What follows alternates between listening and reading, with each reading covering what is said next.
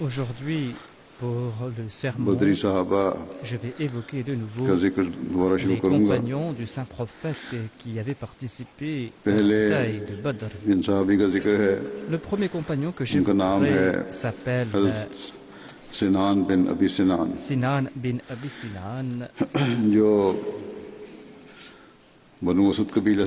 Il appartenait au clan Banu Asad et il était l'allié de Banu Abd Shams. Il avait participé à la bataille de Badr et d'Uhud, ainsi qu'à la bataille du Fossé, ainsi qu'au traité de Hudaybiyah. Il avait donc participé à toutes les campagnes menées par le saint prophète Mohammed paix soit lui, et il avait accompagné le saint prophète Mohammed paix soit lui. On dit qu'il y a des dissensions concernant la première personne qui avait prêté allégeance au saint prophète lors de la Bayt Ridwan. Certains disent que c'était Omar, d'autres disent que Salma bin al-Aqwa. Mais selon Waqidi, c'était Sinan bin Abi Sinan qui était le premier à lui prêter allégeance. Selon d'autres personnes, Sinan, le père de Sinan, était celui qui avait prêté allégeance en premier au saint prophète à Hudaybiyah. En tout cas, lors de la Bayt Ridwan, lorsque le saint prophète paix soit lui acceptait l'allégeance de ses suivants, Sinan a étendu sa main afin que le saint prophète accepte son allégeance. Le saint prophète paix soit lui a déclaré: quelle est l'allégeance que tu fais? Sinan a déclaré que je prête allégeance à ce qui est en votre cœur. Le saint prophète paix soit lui a déclaré: eh bien, que sont les sentiments que je nourris en mon cœur?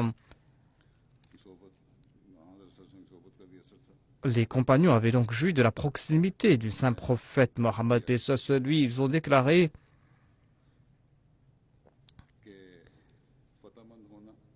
être victorieux ou tomber en martyr. Voilà vos deux seuls souhaits. Les autres ont dit la même chose, à savoir que nous vous prêtons allégeance sur ces deux points. Et Sinan a donc prêté allégeance au saint prophète. Ils ont dit: nous allons prêter allégeance sur les mêmes points que Sinan. Sinan était parmi les grands compagnons qui avaient été exilés de la Mecque. Tulayha bin Khalid avait déclaré qu'il était prophète et c'était Sinan qui avait reçu une lettre de la part du saint prophète à ce sujet. Ensuite, le deuxième compagnon que j'évoquerai aujourd'hui est Mahja, qui était un esclave de Omar. Son père s'appelait Saleh et il était le tout premier à tomber en martyr lors de la bataille de Badr. Il était d'origine yéménite et il avait été emprisonné et présenté à Omar au tout début. Et Omar l'avait affranchi. Il était parmi les premiers muhajirin. Il avait participé à la bataille de Badr. Et tout comme je l'ai dit, il était le tout premier soldat musulman à tomber en martyr. Il était entre deux rangs lorsqu'il a reçu une flèche qui a pris sa vie et il est tombé en martyr. Amir bin Hazrami l'avait donc tué d'une flèche. Et selon Saïd bin Musayyib, Mahja est tombé à martyr et lorsqu'il mourait, il avait prononcé ces paroles: Ana Mahjaun wa ila Rabbi arji'u. Je suis Mahja et je retourne vers mon Seigneur. Mahja fait partie de ces personnes à propos de qui ce verset était révélé: Wala tatrud alladhina yad'una rabbahum.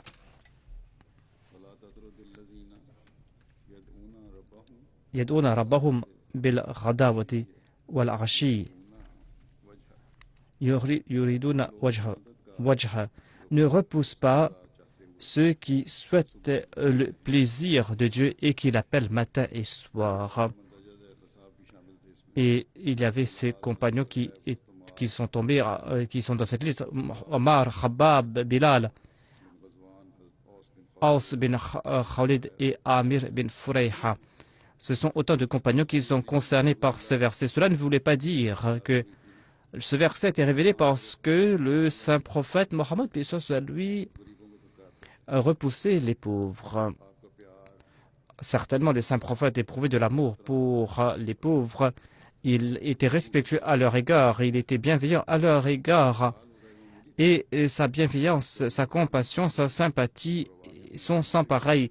Et nous comprenons cela grâce au récit de ses compagnons. Dans ce verset, l'on trouve mention, en fait, c'est une réponse à ces riches, ces personnes riches et ces notables, et qui pensaient qu'on devait les honorer davantage. Sur ce, Allah a déclaré que moi j'ai dit à ce prophète, voilà l'ordre que je lui ai donné. C'est-à-dire qu'il y a ces pauvres, ces indigents qui passent leur temps à se souvenir de Dieu. Eh bien, auprès de Dieu, ces personnes sont plus honorables que votre honneur à vous les notables et vos richesses. Et le prophète d'Allah agit selon les commandements divins. Ainsi donc, ce verset est une réponse en fait à ces personnes riches, ces notables qui pensaient qu'ils jouissaient d'un statut plus éminent.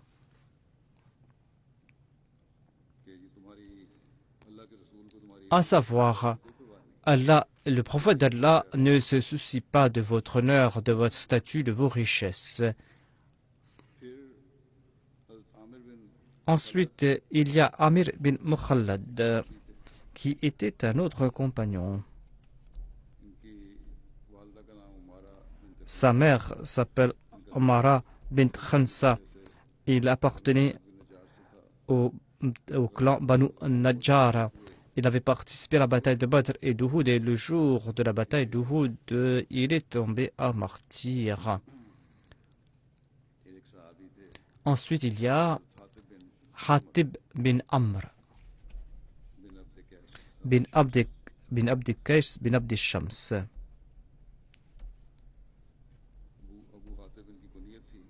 Son nom d'emprunt était Abu Hatib. Il appartenait au clan Banu Amir bin Louis. Sa mère était Asma bint Haris bin Nawfal. Elle appartenait à la tribu Ashra. Suhaid bin Amr, Salid bin Amr et Sakran bin Amr étaient ses frères. Hatib bin Amr avait laissé comme enfant Amr bin Hatib.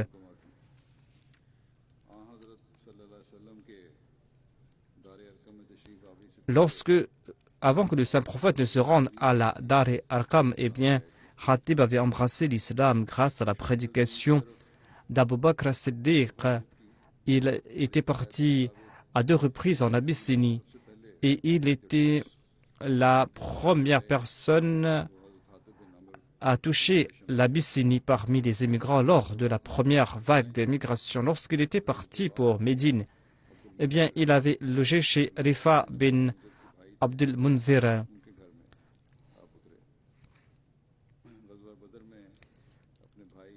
Il avait participé à la bataille de Badr avec son frère ainsi qu'à la bataille d'Uhud. Le saint prophète Mohammed lui avait marié Salid bin Amr à Saouda.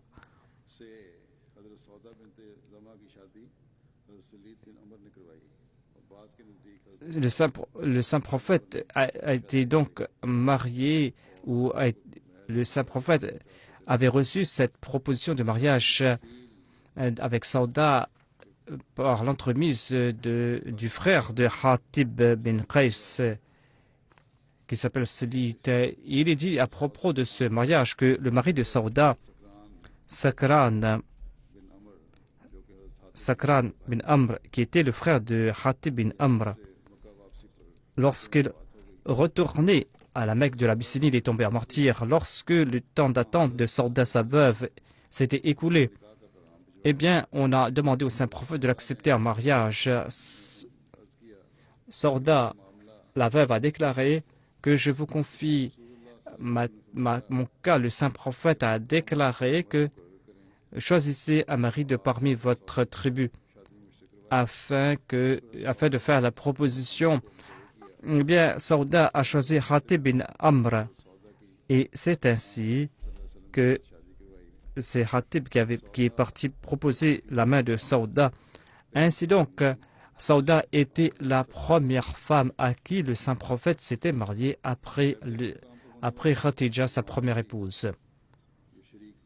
Hatib bin Amr avait participé à la bataille à Hudaybiyah. Et il y a un autre compagnon qui s'appelle Abu Huzayma bin Aus.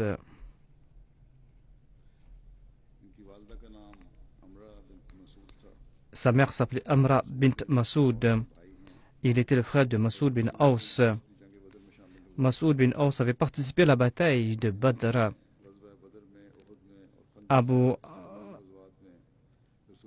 Ce compagnon avait participé à toutes les campagnes menées par le saint prophète Mohammed B. lui. Il est décédé lors du califat de Othman radiyallahu anhu.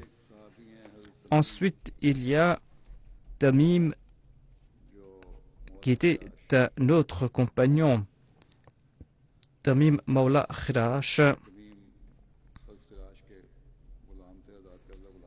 Il était l'esclave affranchi de Khirash. Le saint prophète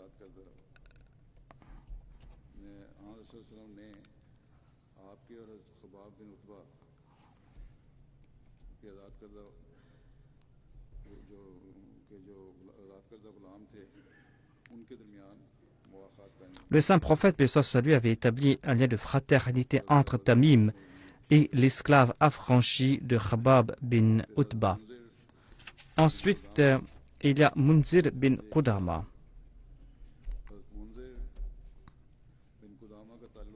Munzir bin Qudama appartenait à la tribu Banu Ghanam et il avait participé à la bataille de Badr et d'Uhud.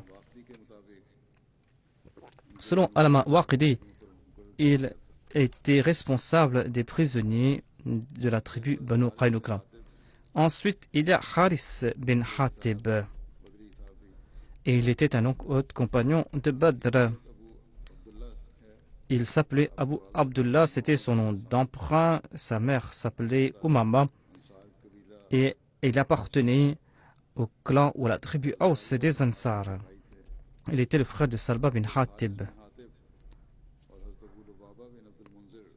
Haris bin Hatib et Abu Lubaba bin Munzir avaient accompagné le saint prophète lors de la bataille de Badr et arrivé au lieu dit Rawha. Le saint prophète, paix soit lui, a choisi Abu Lubaba comme dirigeant de Médine et il a envoyé Haris bin Hatib. Ils n'avaient pas participé à la bataille de Badr, mais le saint prophète leur avait donné ou réservé une part du butin. Hatib bin Haris avait participé donc à la bataille de Badr, d'Uhud et à Hudaybiyah et aux autres batailles. Étant donné qu'il s'était préparé donc pour mener bataille à Badr, il avait l'intention de le faire. C'est pour cette raison que le saint prophète l'avait compté parmi les combattants de Badr, en dépit du fait qu'il l'avait envoyé, qu'il l'avait renvoyé du champ de bataille. À Khaybar, un juif avait envoyé une flèche de la forteresse, une flèche qui atteint Haris bin Hatib à la tête et il est tombé en martyr des suites de ses blessures. Salba était un autre compagnon, il appartenait au clan Banu Khizraj. Il avait participé à la bataille de Badr.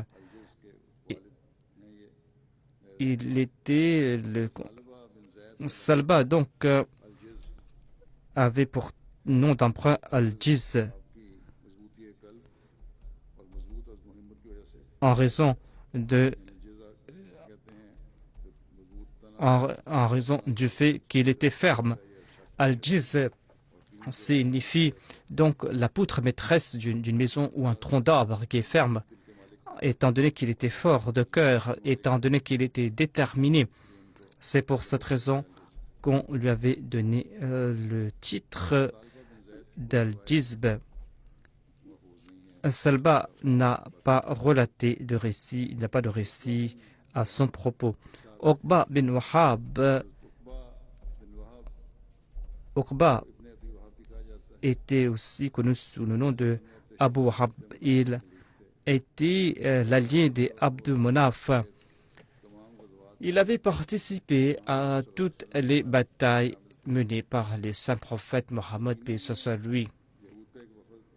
Il y avait une délégation de juifs qui était venue rencontrer le saint prophète à Médine et le saint prophète leur a prêché le message de l'islam et ils ont rejeté ce message ouvertement.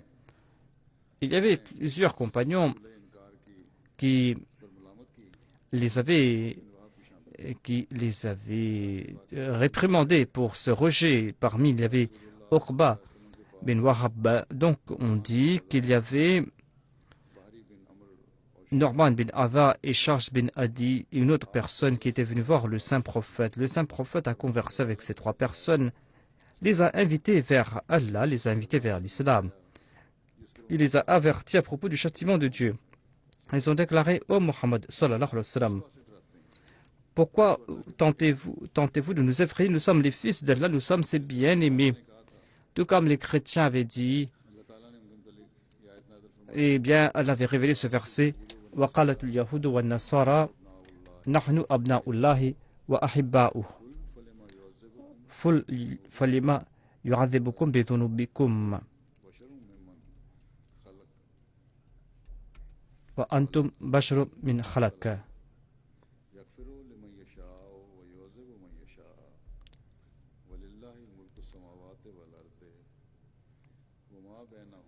وَلِلَّهِ مُلْكُ السَّمَاوَاتِ وَالْأَرْضِ وَمَا بَيْنَهُمَا وَإِلَيْهِ الْمَصِيرُ.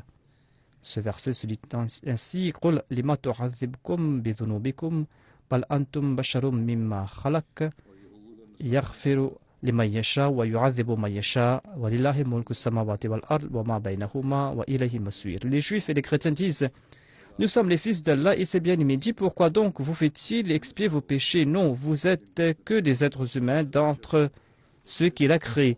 Il pardonne à qui il veut et il punit qui il veut. Et c'est à Allah qu'appartiennent le royaume des cieux et de la terre et ce qui est entre eux, et c'est vers lui que sera la destination finale. Selon Ibn Ishaq, eh bien, lorsque le saint prophète a invité ces juifs vers l'islam, lorsqu'il les a effrayés concernant les autres qu'Allah, eh bien, ces juifs ont rejeté le saint prophète et son message. Muaz bin Jabal, Sa'ad bin Ubada et Uqba bin Wahab les ont dit aux juifs: craignez Allah, vous savez très bien qu'il est le prophète d'Allah. Vous aviez mentionné son avènement. Avant son avènement, vous avez décrit ses qualités. Et Rafi bin Harem, qui était un juif donc, et Wahab bin Yahouza ont déclaré que nous n'avons rien dit à ce propos. Et d'ailleurs, Dieu n'a pas révélé de livre après Moïse, et il ne va pas révéler de livre d'ailleurs, et il ne va pas envoyer d'avertisseurs et de porteurs de bonnes nouvelles après Moïse. Ainsi donc, ils se sont détournés de leur déclaration alors qu'il y a plein de prophéties de la Torah. Il en est de même aujourd'hui certains ulémas musulmans qui rejettent le Messie promis. Alors qu'auparavant, ils disaient que quelqu'un devait venir. Maintenant, ils disent que personne ne va venir. Ensuite, il y a Habib bin Aswad. Habib bin Aswad était un esclave affranchi d'une tribu mécoise. Il n'avait pas d'enfant. On l'appelait aussi Khubayb. Ensuite, il y a Usayma Ansari. Il appartenait à la tribu Banu Ashjara. Il était l'allié de Banu Ghanam. Il avait participé aux batailles de Badr et de Uhud et à toutes les campagnes menées par le saint prophète Mohammed à lui. Il est décédé lors de l'émirat ou du califat de Muawiyah bin Abi Sufyan. Ensuite, il y a Rafi bin Haris. Il s'appelle Rafi bin Haris bin Sawad. Il appartenait à la tribu Banu Najjar des Ansar. Il avait participé à la bataille de Badr, d'Uhud et du fossé et de toutes les campagnes menées par le saint prophète, et il est décédé à l'époque d'Othman radiyallahu anhu. Rafi bin Haris avait un fils qui s'appelait Haris.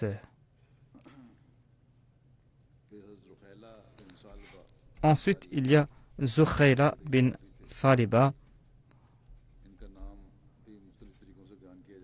Il a plusieurs noms, seront les récits. Certains disent qu'il s'appelle Ruhayla ou Zujayla. Son père s'appelait Salba bin Khalid. Il avait participé à la bataille de Badr et d'Uhud. Il appartenait au clan, à un clan, et il est décédé, ou il avait accompagné Hadrat Ali lors de la bataille de Siffin. Ensuite, il y a Jabir bin Abdullah bin Riyab, un autre compagnon. Il était parmi les 6 premiers Ansar qui avaient embrassé l'islam à la Mecque. Jabir avait participé à la bataille de Badr, d'Uhud, du fossé et à toutes les autres campagnes menées par le saint prophète Mohammed lui, et il avait relaté plusieurs récits du saint prophète Mohammed lui. Il était un des premiers Ansar à embrasser l'islam lors de la Bayra d'Aqaba. Lorsqu'ils avaient rencontré le saint prophète pour la première fois pendant la nuit, le saint prophète lui avait demandé à quelle tribu il appartenait. Il avait présenté donc sa lignée. Et il appartenait aux tribus Banu Najjar. Il y a Asad bin Darara et Rafi bin Malik bin Ajlan et Uqba bin Amir bin Hadida et un autre compagnon. Et il y avait donc Jabir bin Abdullah bin Riyab. Ces 6 personnes ont embrassé l'islam parmi les Médinois. Et lorsqu'ils sont retournés à Médine, ils ont évoqué là-bas le saint prophète Mohammed lui et ont prêché son message. Thabit bin Akram bin Salba était un autre compagnon de Badr. Il s'appelait Thabit bin Akram bin Salba. Il appartenait au clan Banu Auf. Il avait participé à toutes les batailles menées par le saint prophète Mohammed lui. Lorsque le saint prophète s'est établi à Médine, Asim bin Adi avait eu un bout de terre pour qu'il puisse... Il lui avait donné donc une mosquée. On lui avait donné un terrain pour qu'il le transforme en maison. Et ce compagnon a dit que je ne veux pas prendre cette mosquée, et c'est Thabit qui a reçu ce terrain. Donc, ce terrain se trouvait à côté de la mosquée, ou faisait partie de la mosquée. On priait peut-être dans ce Dieu. Mais en tout cas, les traducteurs, et je pense que la traduction n'est pas bonne. Certaines choses doivent être expliquées. C'est pour cette raison que ceux qui m'ont envoyé les notes doivent donc faire des recherches à ce propos. Ils ne doivent pas se contenter de faire des traductions, de simples traductions comme des enfants à l'école. Ainsi donc, on dit que Abdullah bin Rawaha, lorsqu'il est tombé en martyr lors d'une bataille, il avait donné l'étendard à Thabit Akram. Lorsqu'il tombait en martyr, il a dit: choisissez donc quelqu'un de parmi vous comme commandant. Les gens ont dit que nous voulons choisir Thabit bin Salba. Et c'est là que les gens ont choisi Khalid bin Walid comme leur commandant. On trouve mention de cela dans un des récits d'Ibn Hisham. Lors de la bataille de Mouta ou de Mouta, lorsque les musulmans ont vu l'armée en face, lorsqu'ils ont vu, ils ont cru que voilà, ils ne pourront pas combattre ces personnes en face. Abu Huraira déclare que j'avais participé à la bataille de Mouta. Lorsque l'ennemi s'est approché de nous, eh bien, nous avons constaté que par rapport à leur nombre, par rapport à leurs armes et leurs chevaux, eh bien, nous n'allions pas pouvoir les combattre. Eh bien, j'étais tout effrayé. C'est là que Thabit bin Akram m'a dit, ô Abu Huraira, on dirait que tu as vu une grande armée. J'ai dit, Abu Huraira a déclaré, oui, certainement. Thabit a déclaré que, est-ce que tu n'étais pas avec nous à Badr? Là-bas aussi, nous avions eu la victoire en dépit du fait que nous étions peu en nombre. Et ici aussi, il en sera de même. Lors du califat d'Abu Bakr, Thabit bin Akram a accompagné Khalid bin Walid pour aller combattre les rebelles. Khalid bin Walid, lorsqu'il entendait l'appel à la prière en face, eh bien, il ne lançait pas d'attaque. Lorsqu'il n'entendait pas d'appel, il lançait une attaque. Lorsqu'il s'est rapproché d'une tribu, eh bien, il a envoyé Thabit bin Akram et Uqasha afin d'aller apporter des renseignements. Ils étaient à cheval. Le cheval d'Uqasha s'appelait... donc, leurs chevaux avaient des noms. En tout cas, il y avait Tulayha et Salma qui les avaient... qui s'étaient approchés des musulmans pour chercher des renseignements. Et ces deux compagnons ont combattu ces deux soldats ennemis. Et Thabit bin Akram et Uqasha sont tombés tous deux en martyrs. Ils ont été tués par ces deux frères. Selon un autre récit, il est dit que Zayd bin Khattab était notre commandant et Thabit bin Uqasha était devant nous. Nous étions 200 cavaliers. Lorsque nous sommes passés devant leurs dépouilles, eh bien, nous étions très tourmentés. Khalid et les autres étaient derrière nous. Nous étions en avant-coureurs. Nous étions à côté des dépouilles de Thabit bin et Uqasha. Et c'est là que Khalid s'est approché de nous et il a demandé qu'on enterre Thabit et Uqasha avec leurs vêtements ensanglantés. Lorsque Tulayha a embrassé l'islam, eh bien, le calife Omar lui a dit que je ne t'aime pas, je ne t'aimerai pas, parce que tu as fait tuer deux musulmans, Thabit bin Akram et Uqasha. Tu es la raison de leur mort. Mais c'est eux qui ont tué ces deux musulmans, ont embrassé l'islam par la suite. Et Omar avait dit cela, que je ne pourrais pas t'aimer parce que tu étais la cause du martyre de ces deux musulmans. C'est là que Tulayha a déclaré au Amirul Mu'minin, Allah les a honorés par mes mains. Il n'avait pas d'enfants. Mohammed bin Amr a déclaré que Thabit est tombé en martyr en l'an 12 de l'Hégire. Ensuite, il y a Salama bin Salama. Il était un Ansari et il appartenait à une tribu de Médine. Lorsque le saint prophète s'est proclamé prophète, il était parmi les tout premiers à croire dans le saint prophète Mohammed, et ça c'est lui. Il était présent à la Bayt Aqba, la première et la deuxième. Il avait accompagné le saint prophète lors de toutes les batailles qu'il avait menées.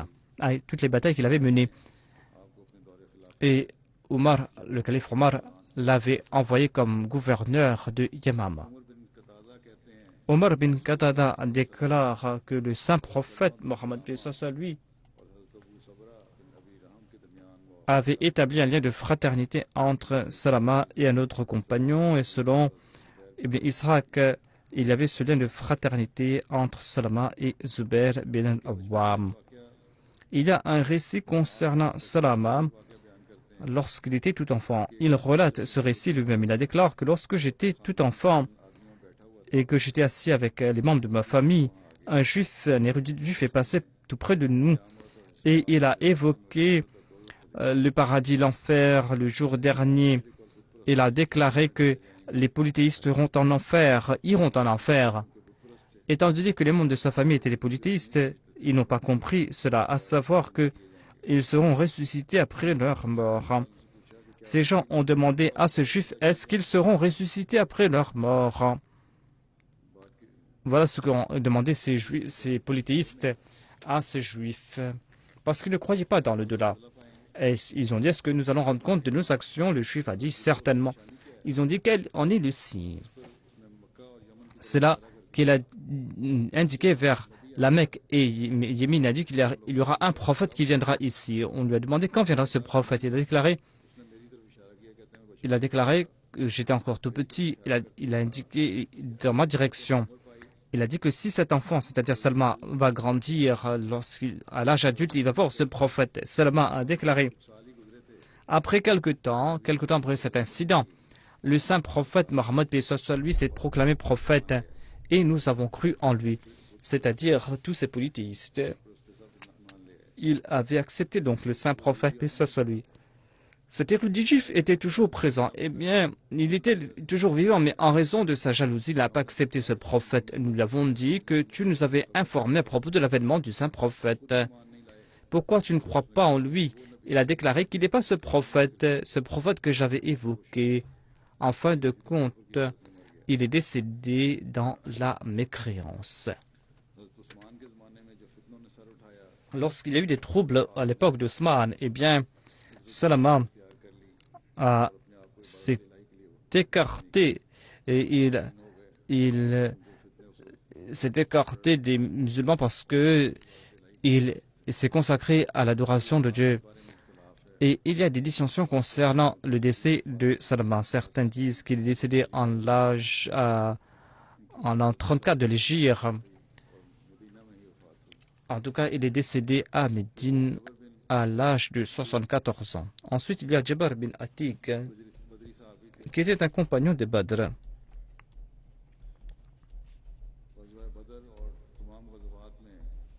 Il avait participé à toutes les batailles menées par le saint prophète Mohammed lui. Il était à Médine jusqu'au décès du saint prophète Mohammed lui.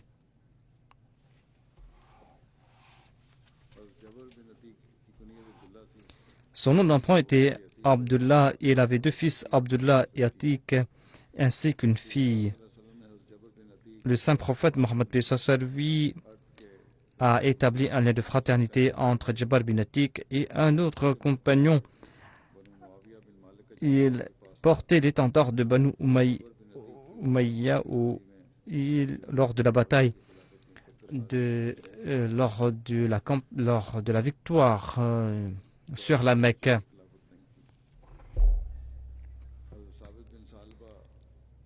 Sabit bin Salba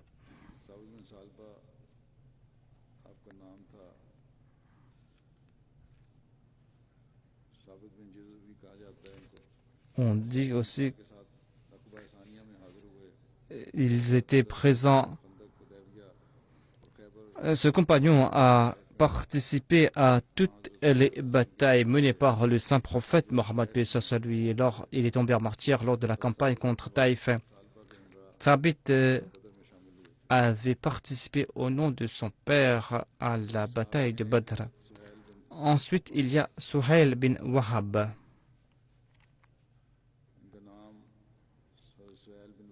Suhail bin Wahab bin Rabia bin Amr Quraishi.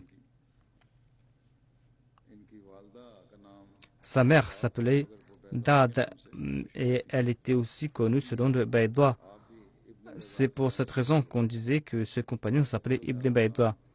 Ainsi donc, on trouve qu'il s'appelle Suhail bin Baïdoua selon les ces recueils. Il était donc quelqu'un qui avait embrassé l'islam au tout début de l'histoire. Après avoir embrassé l'islam, il était parti en Abyssinie. Il est resté là-bas pendant quelque temps. Il est retourné à la Mecque par la suite. Et ensuite, il est parti à Médine. Il avait accompagné Souhail et son frère. Et lui et ses 2 frères avaient participé à la bataille de Badr. Lorsqu'il avait participé à la bataille de Badr, eh bien, il avait 34 ans. Il avait accompagné le saint prophète lors de toutes les batailles. Son 3e frère, Sahal, avait participé à la bataille de Badr, mais du côté ennemi. Allama ibn Hajr Asqalani déclare que Sahal avait embrassé l'islam à la Mecque, mais il n'avait pas déclaré. Il ne s'était pas déclaré, les Quraysh l'avaient pris avec eux. Il avait été emprisonné. Et Ibn Massoud avait témoigné que je l'ai vu à la Mecque accomplir la prière. Et c'est là qu'il a été libéré. Ensuite, il est décédé à Médine. Le saint prophète, paix soit lui, avait dirigé les prières funéraires de ses 2 frères. Suhail bin Bayda relate que le saint prophète Mohammed, paix soit lui, l'avait placé sur sa monture lors de la campagne à Tabouk. Et le saint prophète avait annoncé à voix haute: Ô Suhail. À 3 reprises, le saint prophète l'avait appelé. Et à chaque reprise, le saint prophète a dit: Labbaik ya Rasulallah. Et les gens ont su que le saint prophète, paix soit lui, s'adressait à lui. Ceux qui étaient devant se sont tournés vers lui et se sont rapprochés de lui.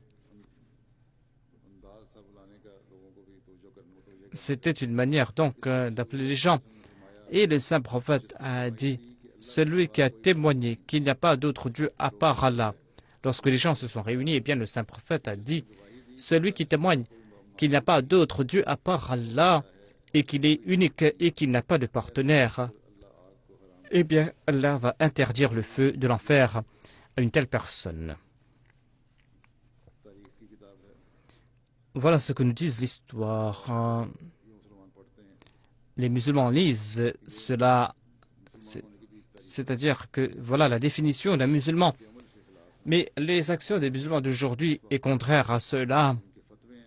Et on voit que leur décret, leur fatwa est contraire à cette déclaration faite par le saint prophète Mohammed, paix soit lui. Anas relate que nous n'avions pas de boisson hormis cette boisson faite de dattes, une boisson qu'on appelait fazik. Une fois, Abu Talha et d'autres étaient en train de consommer du vin. Et c'est là que quelqu'un a dit: est-ce que vous n'avez pas entendu la nouvelle? Eh bien, il a dit: le saint prophète a interdit l'alcool. Anas était en train donc de verser du vin. Et c'est là que ce compagnon a dit à Anas de briser les jarres. Il a dit, il ensuite a déclaré que par la suite, on n'a plus jamais consommé du vin. Selon un autre hadith, il est dit que Abu Dujana et Suhail bin Bayda avaient accompagné Anas et ils buvaient aussi du vin. C'était en l'an 9 il est décédé en l'an 9 de l'Hégire. Ses compagnons est décédé en l'an 9 de l'Hégire et le saint prophète a dirigé sa prière funéraire dans la mosquée et il n'avait pas d'enfant. Ubad bin Zubair relate que Aïcha avait déclaré que on doit porter la dépouille de Saad bin Abi Waqqas afin qu'on fasse sa prière. Les gens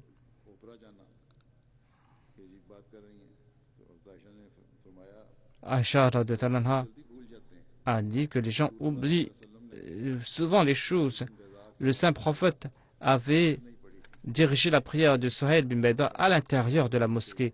On pensait à l'époque qu'on devait faire la prière funéraire à l'extérieur, à l'air libre, alors que selon Aïcha, on pouvait le faire à l'intérieur de la mosquée selon une pratique du saint prophète.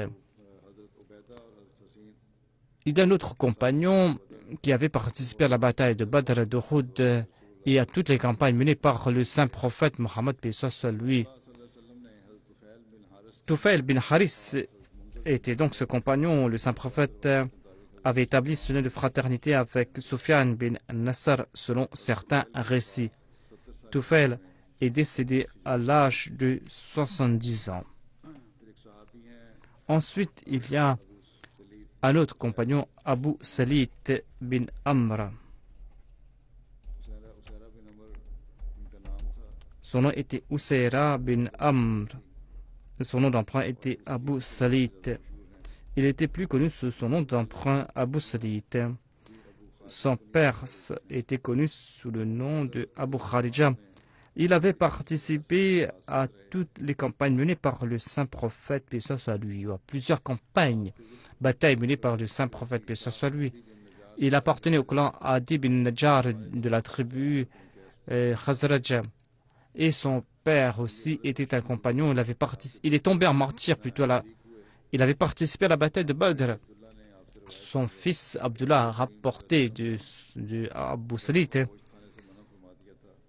que on avait préparé de la chair d'âne. Eh bien, le saint prophète nous a interdit de consommer cette viande et nous avons renversé les marmites et nous n'avons pas consommé de la chair de cet animal. Il y avait l'autre compagnon qui avait participé à la bataille de Badr et d'Uhud. Il appartenait au clan Banu Aws. Il avait donc participé à la bataille de Badr ainsi qu'aux autres campagnes menées par le saint prophète Mohammed soit lui. Umama Bahli déclare que Salma bin Hatib Ansari avait dit au saint prophète Mohammed soit lui: Ô prophète d'Allah, priez pour qu'Allah m'accorde de la richesse. Le saint prophète a dit: malheureusement, il y a très peu de gens qui sont reconnaissantes et qui sont capables de gérer leur richesse, leurs biens. Et il n'a pas prié pour lui. Le saint Sabit s'est représenté de nouveau. Il a dit au prophète d'Allah: priez pour que j'ai de la richesse. Le saint prophète a déclaré de nouveau: est-ce que mon exemple ne te suffit pas, toi qui désires des richesses? Il a dit: je jure par celui qui détient ma vie entre mains. Si je dis à cette montagne de se transformer en or, il en sera ainsi. Mais le saint prophète a dit que je n'en agis pas, on ne doit pas aimer trop la richesse. Et il s'est présenté une troisième fois au saint prophète, ce compagnon qui s'appelait Sabit. Et il a demandé, il a dit la même chose, il a fait la même requête au saint prophète, paix soit lui. Il a dit: priez pour que j'ai de la richesse. Le saint prophète a prié pour que Salba ait donc des biens. Selon les rapporteurs, il avait quelques chèvres. Par la suite, ces chèvres se sont multipliées comme des fourmis. Donc, une fois,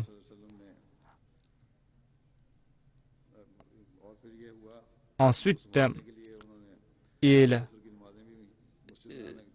n'avait cessé de prier Zohar et Asr à la prière parce qu'il avait un trop grand troupeau. Il venait même plus pour la prière de Juma. Et les gens, le saint prophète lui demandait à son propos parce qu'il était trop occupé avec ses troupeaux. Et les gens ont dit que maintenant il y a un si grand troupeau de chèvres qu'il a rempli donc toute une vallée. C'est pour cette raison qu'il n'arrive pas à s'en occuper. En tout cas, le saint prophète, paix soit lui, a exprimé donc son déplaisir à ce sujet à 3 reprises. Ensuite, lorsque les versets concernant la zakat ont révélé, eh bien, le saint prophète a envoyé 2 personnes pour collecter la zakat. Lorsqu'ils sont partis voir Salba, ces 2 personnes, eh bien, il a cherché des prétextes. Il n'a pas payé la zakat. Il a dit: je vais réfléchir. Eh bien, retour en cours de route, venez me voir. ces deux personnes sont parties ailleurs et quelqu'un a offert le meilleur des chameaux comme zakat. Eh bien, l'autre a dit non, je préfère donner le meilleur de ce que je possède. En tout cas, c'était une longue histoire. En tout cas, Salba n'a pas payé la zakat. Et ses collecteurs étaient passés et à lui, ils ont présenté cela au saint prophète, paix soit lui. Et le saint prophète Mohammed, paix soit lui, a déclaré: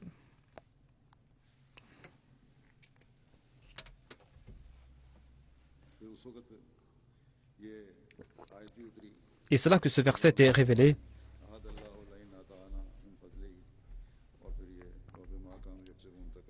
et un verset qui a été révélé un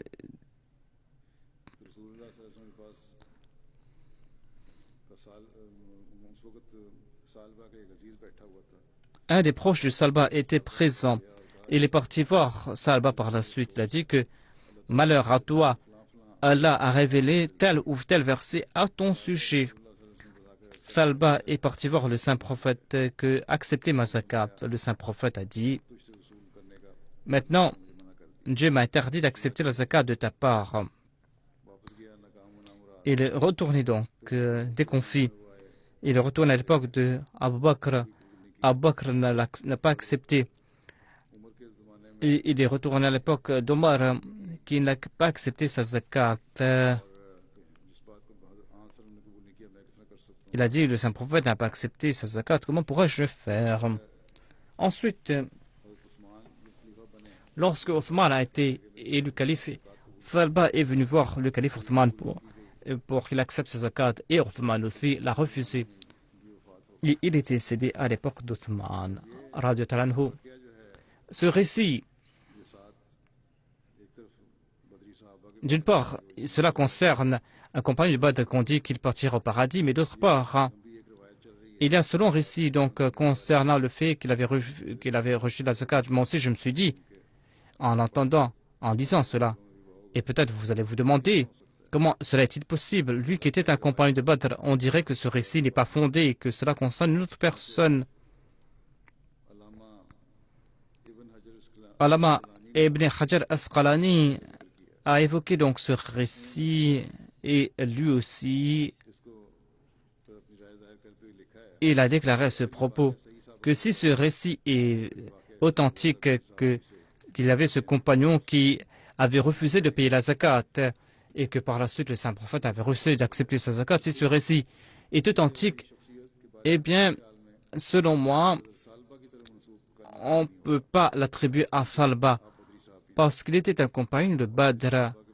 Et on dit à propos des compagnons de Badr, et Allah avait déclaré qu'il pardonnera ses compagnons et qu'ils ne pourront être victimes d'hypocrisie.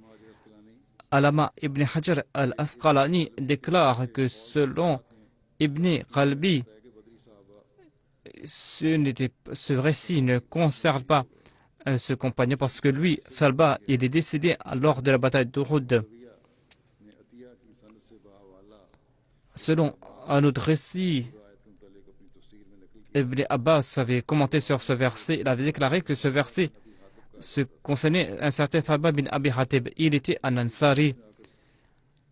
Il s'était présenté au saint prophète. Il a dit que si Allah m'accorde ses grâces et ses faveurs, et donc il y a tout ce récit concernant les richesses qu'il avait demandées, eh bien, cela concerne Salba bin Abi Hatib. Et on sait à propos que l'autre s'appelait Salba bin Hatib. Et l'on sait que le saint prophète a dit que ceux qui avaient participé à Badr et Hudaybiyah, aucun de ces musulmans ne partira en enfer. Il y a ce hadith Qudsi dans lequel le saint prophète, Dieu a déclaré que faites ce que vous voulez aux compagnes de Badr, je vous ai pardonné. Ainsi, si tel était leur statut, comment Dieu pourra-t-il laisser de l'hypocrisie dans leur cœur et qu'ils seraient récompensés en dépit de leur hypocrisie, qu'ils iraient au paradis? En tout cas, comment tout cela a pu être révélé concernant quelqu'un qui est hypocrite. On comprend donc que cela ne concernait pas ce compagnon de Badr. C'est-à-dire que ce Thalba, qui était un compagnon de Badr, n'est pas concerné par ce récit. Le Thalba est tombé à martyr. Et l'autre, qui est concerné par ce long récit du refus de la zakat, s'appelait Thalba bin Abi Hatib. C'est parce qu'il y a donc il y a eu cette confusion concernant les deux noms. Thalba bin Hatib était le compagnon de Badr et Thalba bin Abi Hatib était cet autre compagnon. En tout cas, si on ne peut pas avoir de tels malentendus concernant ses compagnons. Il n'a pas pu commettre pareil écart de conduite.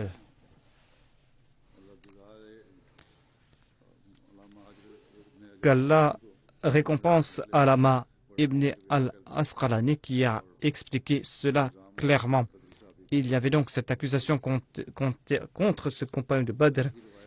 Il a donc, à travers ces récits historiques, innocenté Thalba bin Hatib. Il y a un autre compagnon qui mentionnait, qui s'appelait Saïd bin Ousmane. Selon certains, il avait participé à la bataille de Badr. Et il était parmi ces personnes qui avaient flanché lors de la bataille d'Uhud et des personnes que Dieu avait pardonnées par la suite. Le saint prophète, et ça lui, se trouvait dans un lieu qui appartenait à ce compagnon. Ce compagnon avait donc appui et il avait demandé à son fils d'abreuver ou de donner de l'eau aux autres. Le saint prophète est passé par là, son fils qui était tout petit n'avait pas reconnu et par la suite son fils est parti voir son père. Et bien, il avait raconté ce qui s'était passé. Son compagnon a dit que c'était le saint prophète, paix soit lui. Et son fils est parti dans la direction du saint prophète, a couru dans sa direction, et le saint prophète a passé sa main sur sa tête. Amir bin Umayya était un autre compagnon. Il avait participé à la bataille de Badr et est tombé à martyr lors de la bataille d'Uhud. Selon Hisham bin Amira, on avait demandé au saint prophète que faire des martyrs d'Uhud. Il a déclaré faut creuser une fosse commune et placer en premier celui qui connaissait le plus, qui avait mémorisé une plus grande partie du Saint-Coran. Et Hisham bin Amir a déclaré que mon père a été descendu de la fosse avant deux autres martyrs. Hisham bin Amir est parti voir Aïcha et Aïcha avait dit que c'était une grande personne mais qui est décédée. Amr bin Mohammed bin Abi Sarah, selon Waqidi, était ce compagnon qui appartenait à une tribu et il était connu sous le nom de Abu Saïd. Son frère Wahab bin Abi Sarah était parmi les émigrants d'Abyssinie. Il avait participé à la bataille de Badr et d'Uhud en compagnie du saint prophète, paix soit sur lui. Il n'avait pas d'enfant.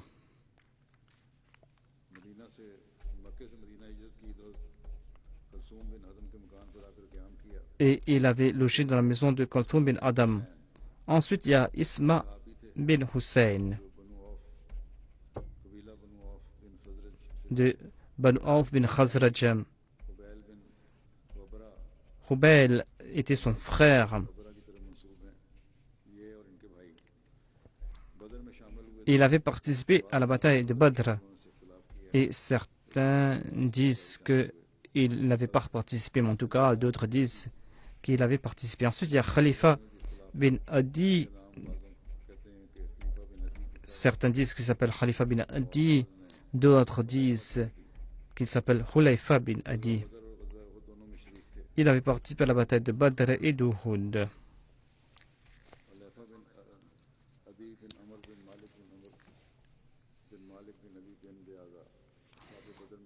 Il était donc un des compagnons de Badr.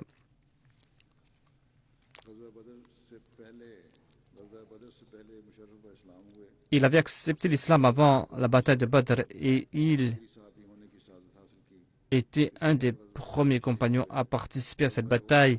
Ensuite, il a participé à la bataille d'Uhud.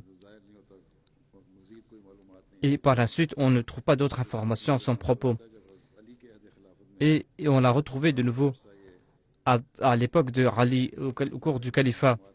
On n'a pas su où il était pendant toute cette période. Et par la suite, il a participé à toutes les campagnes menées par le calife Ali lors de son califat. Et on ne trouve pas mention de l'année de son décès. Ensuite, il y a Muaz bin Mars. On a trouvé mention d'un de ses récits. Il appartenait on dit qu'il avait participé à la bataille de Badr et de Uhud et qu'il est tombé en martyr à Ber et Marouna. Selon certains, il était blessé à Badr et c'est en raison de cette blessure qu'il est décédé. Son frère Aïs bin Mars avait participé à cette bataille et après le traité de Hudaybiyah, lorsque des personnes se sont attaquées à la chamelle du saint prophète, lorsqu'on l'avait tué, lorsqu'on a pris aussi la femme de cette personne qui est protégée de la chamelle du saint prophète, lorsque le saint prophète a su à propos de cet incident, eh bien le saint prophète a envoyé 8 cavaliers et parmi se trouvait Muaz bin Mars. Et selon un récit, il y avait aussi Abu Ayyash. Et le saint prophète avait dit à Abu Ayyash que donne ton cheval à quelqu'un qui est un meilleur cavalier. Eh bien, Abu Ayyash a déclaré que je suis meilleur cavalier que tous. Il a dit que j'avais avancé quelques pas lorsque le cheval m'a jeté à terre. J'étais très inquiet parce que le saint prophète a dit que si tu donnes ton cheval à quelqu'un d'autre, ce sera mieux pour toi. Alors que moi, j'ai insisté que j'étais meilleur cavalier et que je pourrais maîtriser ma monture. Ensuite, selon Banu Sariq, le saint prophète Mohammed lui a donné à Muaz bin Marsh le cheval de ce compagnon. Sa'ad bin Zayd appartenait au clan Banu Abd et il avait participé à la bataille de Badr. Certains disent qu'il avait aussi participé à la Bay'a d'Aqaba. Il avait participé à toutes les campagnes menées par le saint prophète Mohammed lui. Le saint prophète lui avait confié les prisonniers de Banu Qurayza. Et selon un récit, Saad bin Zayd a offert une épée du Najran au saint prophète et le saint prophète a offert cette épée à quelqu'un d'autre. Il a déclaré que mène le djihad dans la voie d'Allah avec cette épée. Lorsqu'il y aura des dissensions entre les gens, eh bien brise cette épée et reste à la maison, c'est-à-dire ne participe dans aucun de ces conflits entre musulmans. Qu'Allah fasse qu'aujourd'hui ces musulmans puissent suivre ces conseils du saint prophète, ces musulmans qui sont en train de s'entretuer. Qu'Allah exalte le statut de ses compagnons et qu'il fasse que nous aussi nous puissions accomplir de bonnes œuvres, que nous soyons emplis de sincérité, que nous puissions mener nos vies avec ces qualités.